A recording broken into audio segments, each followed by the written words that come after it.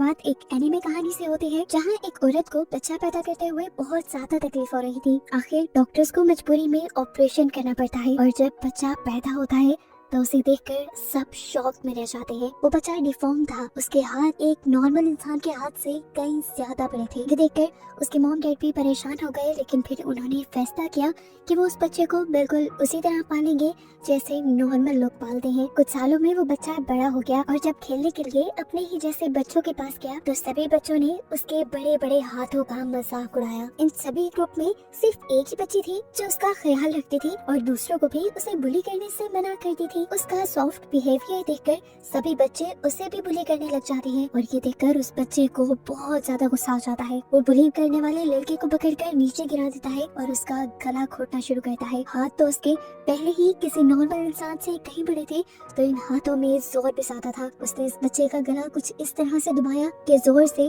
उस बच्चे की आंखें ही पॉप होकर बाहर निकल गईं और तभी से इस बच्चे का नाम पॉपाइज बन गया। उसके मॉम डैड को जब पता चला कि पॉपाइज ने ये किया है तो उन्होंने उसे बेसमेंट में बंद कर दिया, जहाँ एक दूसरे दरवाजे से उसे मिली एक दोस्त जो कौन थी, कहाँ से आई थी, पॉपाइज नहीं जानता था। लेकिन ये दोनों एक दूसरे से बातें करने लगे लेटर्स के जरिए और इनके दरमियान दोस्ती गहरी हो गई। खैर पता चला कि पॉपाइज के एक बच्चे को मारने की खबर अब पूरे टाउन में फैल चुकी थी। टाउन वाले लोग बहुत ज्यादा गुस्सा हो गए और उन्होंने फैसला किया कि वो पॉपाइज का घर ही जला देंगे। उनका घर जलने की वजह से पॉपाई के मॉम डैड की वहीं पर मौत हो गई। पॉपाई ने अपने बेसमेंट वाली दोस्त से पूछा कि उसे अब क्या करना चाहिए, तो उसने कहा कि तुम अपनी जान बचाकर यहाँ से भाग जाओ, मैं यहाँ पर सेफ रहूंगी। उसकी बात मानते हुए पॉपाई घर से बाहर निकल आया और उसे देखते ही लोग उसके पीछे पड़ गए। पॉपाई भागते हुए एक लेक तक चला गया और जब लोग यहाँ पर पहुँचे तो उन्होंने देखा कि पॉपाई नदी में डूब चुका था। वजन ज्यादा होने की वजह से वो तैर नहीं पाया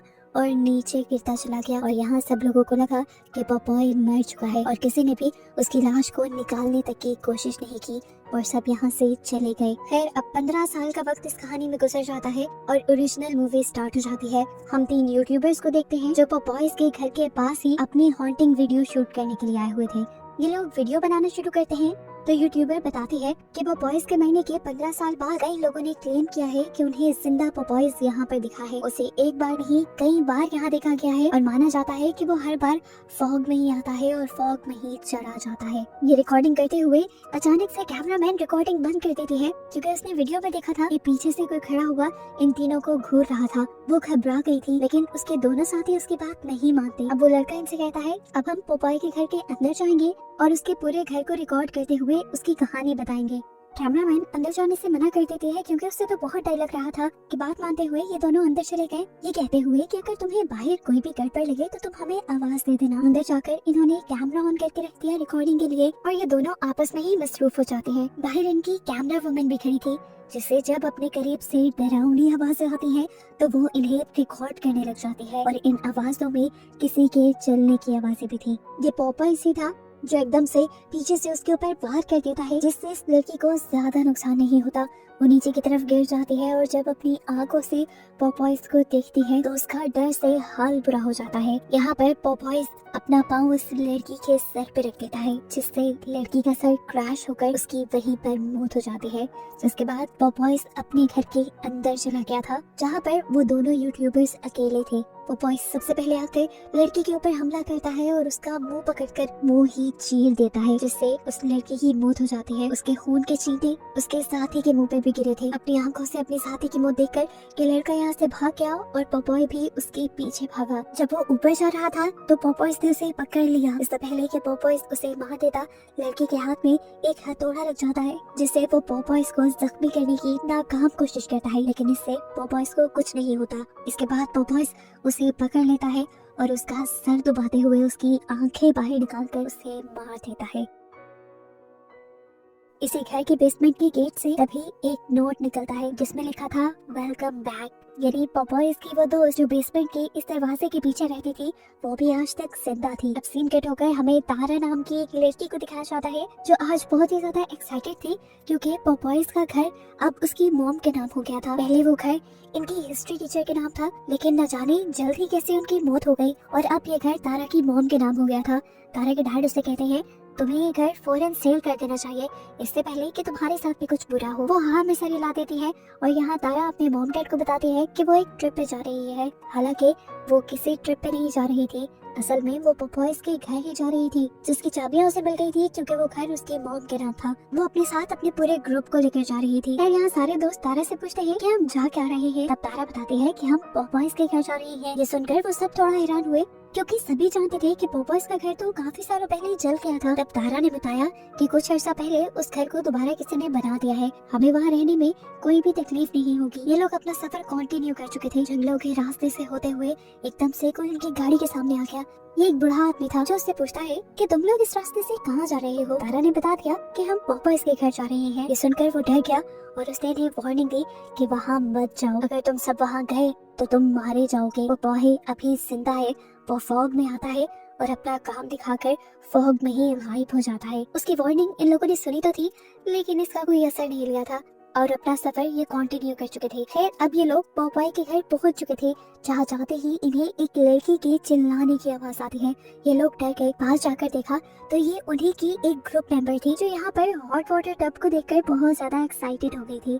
सब उसे देखकर थोड़ा रिलैक्स हुए, लेकिन फिर इन्होंने नोटिस किया कि इनके फोन में सिग्नल्स भी नहीं आ रहे थे। तारा ने इन सबसे कहा रिलैक्स रहें, थोड़ी देर में सिग्नल्स आ जाएंगे, ये इलाका ऐसा ही है, सिग्नल्स आते जाते रहते हैं। इन्हें अभी तक किसी खतरे का अंदाजा हुआ ही नहीं था। जो खतरा लेक के किनारे भी आ चुका था, यानी कि पॉपॉयज। कुछ देर बाद तारा को पता चलता है कि यहाँ अगले एक हफ्ते तक फॉग रहने वाली है और फॉग में इस इलाके में सफर करना बहुत ही ज्यादा खतरनाक हो सकता था। तो तारा के बॉयफ्रेंड ने उसे रिलैक्स किया और कहा कोई बात नहीं, हम एक हफ्ते तक यहाँ पर चिल करेंगे। अब सीन कट होकर हमें उस ओल्ड मैन को दिखाया जाता है जो इनको रास्ते में मिला था और वार्निंग दे रहा था कि पॉपॉयज के घर ना जाना। वो खुद लेक के किनारे बैठा अभी मछली ही पकड़ रहा था कि एकदम से उसे अपने पीछे किसी की आहट सुनाई दी। उसने पीछे मुड़कर देखा तो पॉपॉयज आ चुका था जो उसके गले को पकड़कर दबाते हुए उसे भी जान से मार डालता है। सीन कट होकर हम तारा के घर पर तारा की मॉम को देखते हैं, जिनसे मिलने के लिए उनकी एक फ्रेंड आई है। उनका भी बेटा तारा के साथ गया हुआ था ट्रिप पर। उनके पास एक बहुत ही डरावनी खबर थी कि पॉपॉयज वापस आ चुका है। न्यूज़पेपर में उसके फोटोज भी छपे थे और ये लोग इस बात को भी जान गए थे कि इनके बच्चे कहीं और नहीं बल्कि पॉपॉयज के घर ही गए हैं। यानी उनकी जान खतरे में थी और ये लोग अब उनकी जान बचाने का फैसला करते हैं। इधर बिनी नाम की लड़की के पास उसका एक फ्रेंड आता है वाइन की बोतल लेकर। ये दोनों अभी बातें ही कर रहे थे कि एकदम से इनके दरवाजे की विंडो पर एक भयानक औरत आ गई, जिसे देखकर ये दोनों डर गए। इन्होंने दरवाजा खोला और वो औरत इनकी बिना परमिशन इनके घर के अंदर आ गई। वो लड़की इन लोगों से कहती है पॉपॉयज वापस आ गया है और वो तुम सबसे अपना बदला लेगा। कैसा बदला, इन लोगों की समझ में नहीं आया। ये बात वो पूछना चाहते थे पर वो औरत वहाँ से चली गई और तारा उसके पीछे भागी। तारा ने जब उसे रोका तो लड़की ने बताया कि पॉपॉयज सिर्फ तुम्हारे ही पीछे आया है। ये कहते ही वो वहाँ से चली गई। यहाँ दिखाया जाता है कि तारा की मॉम कंटिन्यूअसली तारा को कांटेक्ट करने की कोशिश कर रही थी और उसको ये बताने की कोशिश कर रही थी कि वो लोग एक बहुत बड़ी मुसीबत में फंसने वाले हैं, लेकिन उनका कांटेक्ट तारा से नहीं हो पाता। जबकि यहाँ हम तारा को डिलन के उसके बॉयफ्रेंड के पास देखते हैं, जिसने तारा को एक बहुत बड़ी खुशखबरी दी कि उसका यूनिवर्सिटी में सिलेक्शन हो गया था और अब वो दूसरे शहर जाने वाला था। वो तारा को भी अपने साथ चलने के लिए फोर्स कर रहा था पर तारा नहीं मानी क्योंकि वो अपने मॉम डैड को छोड़कर नहीं जा सकती। सीन कट होकर यहाँ पर हम डोरा के बॉयफ्रेंड निक को देखते हैं जो सैम के साथ एंजॉय कर रहा था। यहाँ पर सैम उसे प्रपोज कर देती है, उसे बताती है कि मैं तुम्हें पसंद करती हूँ, लेकिन निक ने उसे कहा मैं तुमसे प्यार नहीं करता, मैं तो डोना से ही प्यार करता हूँ। ये जानकर कि निक उसके साथ टाइम पास कर रहा है, इस लड़की सैम को बहुत ज्यादा गुस्सा आ गया और उसने ये सारी बात डोना को बताने का फैसला किया। उसने डोना को फौरन से मैसेज भी कर दिया, लेकिन सिग्नल ना होने की वजह से ये मैसेज डोना तक पहुंचा नहीं। ये मैसेज करके अभी वो बैठी हुई थी कि एकदम से उसके पीछे पॉपॉय आ गया। पॉपॉय ने उसे पानी में चिल करता देखा तो पानी में ही डुबाकर उसका गला दबाकर उसे मार डाला। यहीं पर पॉपॉयज के पास वो अजीब डरावनी लड़की आ जाती है जो पहले तारा और से मिल चुकी है। इनकी बातों से हमें यहाँ पर एक ट्विस्ट ये पता चलता है कि बेसमेंट वाली बचपन की पॉपॉय की दोस्त यही लड़की थी और ये लड़की उसकी असल में सगी बहन है, क्योंकि वो भी बचपन में पॉपॉय की तरह बहुत ही अजीब हरकतें किया करती थी, इसीलिए उसके मॉम डैड उसे बेसमेंट में बंद करके रखते थे और इनके इरादे अभी भी नहीं बदले थे। ये लड़की पॉपॉय से कहती है हम एक एक करके सब लोगों को मार डालेंगे और पोपॉय यहाँ हाँ में सर हिलाता है। सुबह होने पर सभी लोग सैम के बारे में पूछ रहे थे जिसे रात ही पोपॉय ने मारा था। तो उसके बारे में निक ने झूठ बोल दिया कि वो तो शाम में ही चली गई है। असल में वो तो खुद ही नहीं चाहता था कि इनमें से किसी का भी कांटेक्ट सैम के साथ हो, क्योंकि वो अपने और सैम के बारे में सब कुछ सीक्रेट रखना चाहता था। यहाँ तक कि उसने ये झूठ भी बोल दिया कि सैम तो कल ही चली गई थी, मैंने उसे जाते देखा था। सीन कट होता है और हम एक लड़की को देखते हैं जिसके पास उसका ग्रुप मेंबर आया था। वो उसे प्रपोज करना चाहता था, लेकिन लड़की उसे कहती है कि मुझे तुम में कोई इंटरेस्ट नहीं। इसीलिए वो लड़का उदास होकर लेक के किनारे चला जाता है। जब वो लेक के किनारे पर गया, लेक के किनारे पर उसे पोपॉयज की बोट मिली जिसके अंदर वो चला गया। यहाँ उसे कुछ नहीं दिखा, लेकिन हम देख पाए उस आदमी की लाश जिसे पोपॉय ने मारा था। अब वो अपने आप को आराम देने के लिए लेक के किनारे बैठ जाता है और तभी पोपॉय अपना एंकर निकालते हुए उसके जिस्म के हिस्से के ऊपर हमला कर देता है। अभी वो इसी दर्द से चिल्ला ही रहा था कि पीछे से आकर पोपॉय ने एक रस्सी उसके गले के इर्द गिर्द घुमा दी और उसका दम घोट के उसे मार डाला। आज रात ये लोग दोबारा सब मिलकर एंजॉय कर रहे थे। डोना सबकी पिक्चर्स ले रही थी और तभी डोना के फोन में सिग्नल्स आ गए और उसे सैम का वो मैसेज मिल गया जिसमें उसने लिखा था कि निक उसे धोखा दे रहा है। ये सुनकर वो टूट गई और यहाँ से जाने लगी। निक भी ये बात जान गया था कि उसे किस चीज ने डिस्टर्ब किया है। वो उसे मनाने के लिए पीछे जाता है पर डोना अब उसकी एक नहीं सुनना चाहती थी। निक ने उसे समझाने की कोशिश की कि वो उसी से प्यार करता है, उसी से शादी करना चाहता है, लेकिन डोना उसकी सुनी बगैर चली गई और गुस्से में निक यहीं पर मुक्के मारने लगा। इसी सब में उसका ध्यान भटकाया एक कैन ने। ये स्पिनिच कैन था। उसने स्पिनिच का कैन उठाकर देखा। उसे समझ नहीं आया ये यहाँ आया कैसे। अभी वो ये सब सोच रहा था कि पीछे से पोपॉय ने उसके ऊपर हमला कर दिया। निक भी कम स्ट्रॉन्ग नहीं था। उसने पोपॉय से लड़ने की कोशिश की, लेकिन पोपॉय के हाथ उससे कहीं ज्यादा स्ट्रॉन्ग थे। पोपॉय ने उसकी सारी कोशिशों को नाकाम बना दिया और उसके बाद उसका मुंह एक टूटी हुई लकड़ी में धंसाकर उसे भी मार डाला। अब डोना जो निक से दूर गई थी उसे भी एहसास हुआ कि उसे निक पर इतना ज्यादा गुस्सा नहीं करना चाहिए था। वो उसे माफी मांगने के लिए जब वापस आई तो वहाँ पर मौजूद उसे निक की लाश दिखी, जिसे देखते ही वो टूट गई। एकदम से विंडो पे एक भयानक चेहरा आया, उसी क्रीपी लेडी का, इन्हीं पोपॉय की बहन का, जिसे देखकर वो एकदम से साइड पे हो गई। उसे यहाँ से भागना चाहिए था पर वो वहाँ पे खड़ी थी। वो तब तक खड़ी रही जब तक पोपॉय उसे मारने के लिए सामने नहीं आ गया। उसे देखते ही अब वो भागी। जंगल में पहुँचते ही उसने जोर से चीख मारी और उसके दोस्त ये चीख सुनकर चौंक गए। तारा और उसके साथियों ने डोना को ढूंढने का फैसला किया। यहाँ दिखाया जाता है कि डोना भागते हुए एक जाल के अंदर आ गई, जबकि दूसरी तरफ तारा, उसका फ्रेंड डिलन और उनकी तीसरे साथी, वो तीनों मिलकर डोना को ही ढूंढ रहे थे। ये सब करते हुए तारा को एक पिक्चर मिली जो उनकी पुरानी क्लास की थी। इसमें उसकी मॉम और डिलन की मॉम भी थी, क्योंकि वो दोनों ही सेम स्कूल में पढ़ाया करती थी। इस पिक्चर को देखकर ये लोग ये बात जान गए कि ये सभी चीजें आपस में कनेक्टेड है।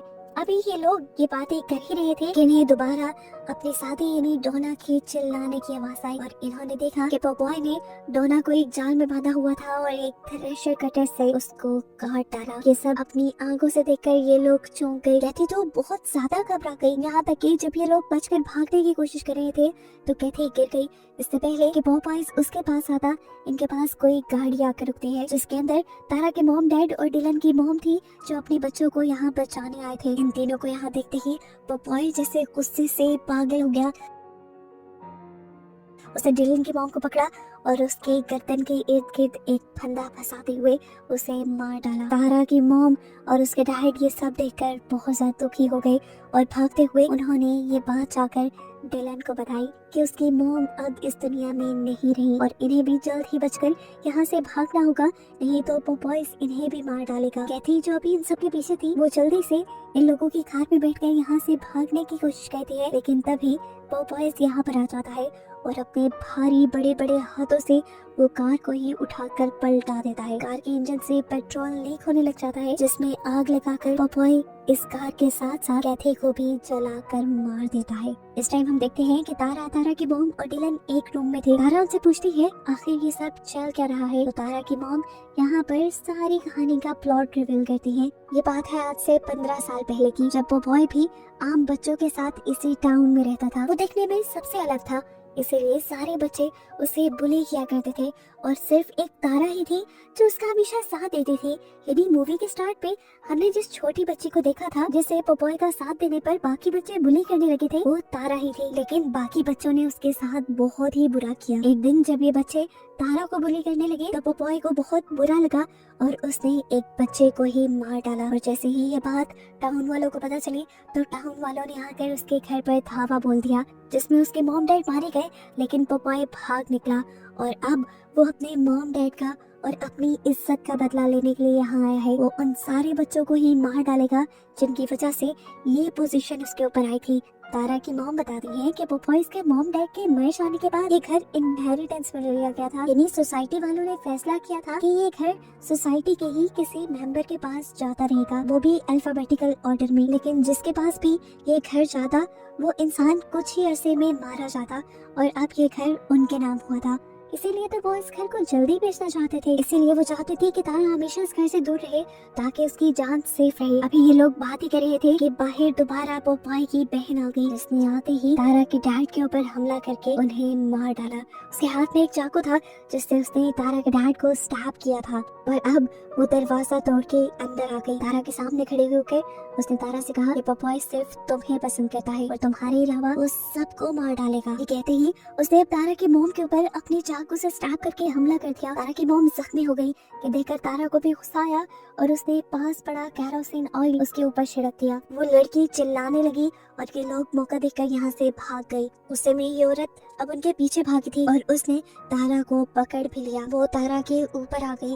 इससे पहले कि वो तारा को स्टैब करके मार देती, पीछे से डिलन वहाँ पर आग लगा देता है। कैरोसिन ऑयल उसके ऊपर पहले ही डला हुआ था। आग तेजी से भड़क गई और वो लड़की मारी गई। पोपॉय जब तक यहाँ पर आया उसकी बहन मर चुकी थी।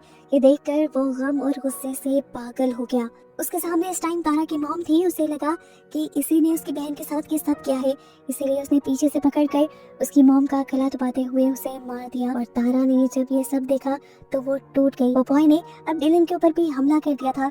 वो डिलन को इससे पहले के मार देता। तारा ने होशियारी दिखाई और एक ट्रक के ऊपर चढ़कर उसे चलाते हुए उसने पोपॉय के ऊपर चढ़ा दिया, जिससे पोपॉय मर गया और ये दोनों बच गए। इतने सारे लोगों में सिर्फ ये 2 लोग ही बचे थे। अब तक सुबह भी हो चुकी थी। ये लोग टाउन से बाहर जाने की प्लानिंग ही कर रहे थे, लेकिन उससे पहले ही पोपॉय दोबारा से आ गया और उसने अब तारा को पकड़ लिया। और बस ये दिखाते हुए ये कहानी यहाँ खत्म हो गई।